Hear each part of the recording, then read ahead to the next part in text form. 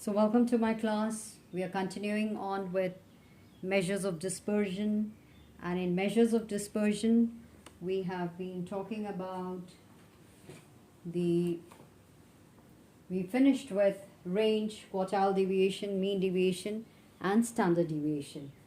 And in standard deviation we have finished with the individual series, and in standard deviation we are doing the group data, that is discrete series. And in the discrete series we finished with the actual mean method, we've talked about the direct method, and now what we are doing is what is known as the shortcut method, or the actual or the mean.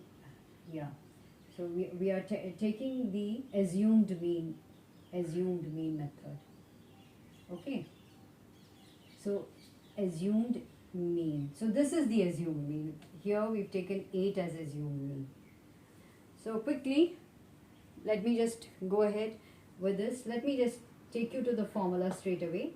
Standard deviation is under root sigma f into d square, where d is x minus a, where x is a given variable minus the assumed mean. Here we've taken the assumed mean as 8. So sigma f into d square. So once we get the deviations, so here we got the deviations are these. Okay, so once we get the deviations, we square the deviations also, and then in the following two columns, f into d, we sum them up. Sigma f into d, look here, and then you have sigma f into d square, and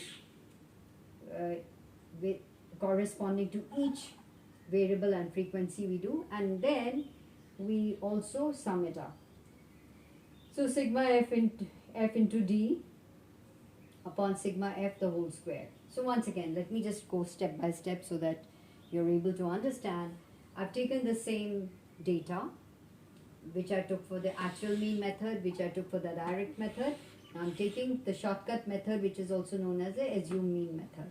Now in this, this is the numerical 4, these are the variables 4, 6, 8, 10, 12, 14 and 16. I've taken 8 as the assumed mean. These are the frequencies. So first of all, I'm going to work out the deviations from the assumed mean. So I write 4 minus 8 is equal to minus 4, 6 minus 8 is minus 2, 8 minus 8 is 0, 10 minus 8 is 2, 12 minus 8 is 4, 14 minus 8 is 6, and 16 minus 8 is 8. So now I've got the deviations as x minus assumed mean. Now I'm going to square the deviations. So 4 4s are 16, 2 2s are 4, 0 0, that is 2 2s are 4, 4 4s are 16, 6 6 are 36, 8 8s are 64. Now, so here we don't do anything. So here first thing what we've got to sum is sigma f, that is 17. Now what we do is f into d. We take the f and we take the d. So 4 into 1 is 4. Okay, 2 into minus 2 is 4.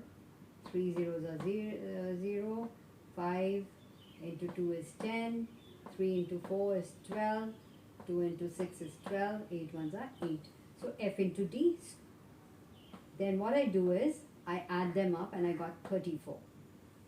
Now in the next column it will be d square. I squared these up as 4 4s are 16, 2 2s are 4, 2 2s are 4, 4 4s are 16, 6 6 are 36, 8 8 are 64. Now I take frequency correspondingly I multiply it with the d square. 16 ones are 16, 2 4s are 8, 3 zeros are 0, 5 4s are 20, 16 3s are 48, 36 2s are 72, 8 1 then 64s are 61s are 64 ones are 64. So 36 2s are 72. Alright. So once we do this, we're going to sum them up. So it comes to f into d square. F into d square. And just put the values. I put it as 228. So I standard deviation under root 228 divided by sigma f is 70.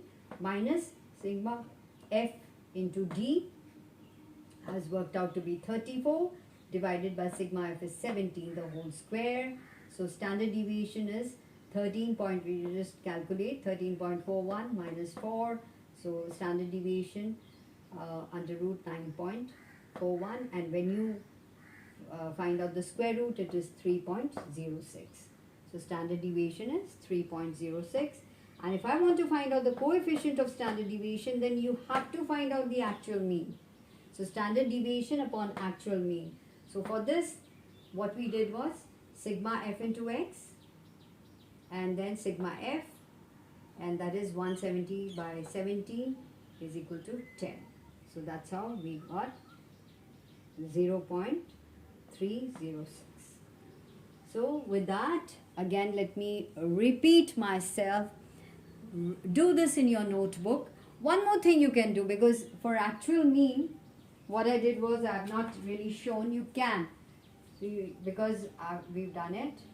So for the actual mean, f into x you will do, and you will also show sigma.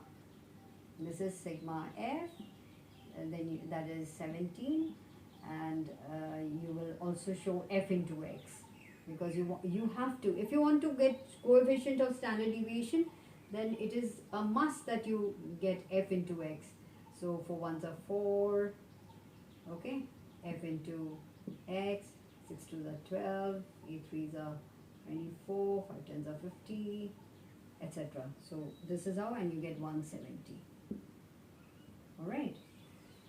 So, which we've done in the earlier classes, so I really didn't do it. You got to find it out. And important thing is that you must go to your book, do an illustration from there, and also do one from the exercise, and you won't forget it.